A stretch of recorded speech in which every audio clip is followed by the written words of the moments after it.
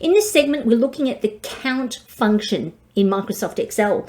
Now, there's multiple count functions in Excel, but in this one, we're looking at the straight count function.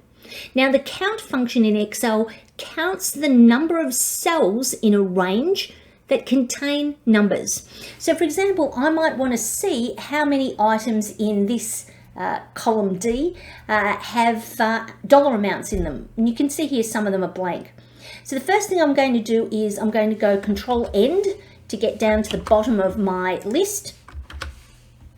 And this is where I want the answer to be. So I'm going to click the Insert Function icon. I'm looking for count. Now, if count didn't display here, I could type it up here, click Go, or click the drop arrow here and go to All and look for count.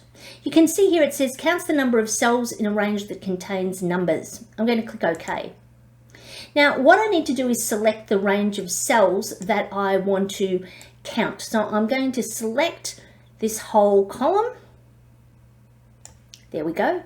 D2 to D800. You can see there's 791, so it's giving me the answer already. And I'm going to click OK. So that's the count function in Excel that counts the number of entries in a range of cells that contain numbers.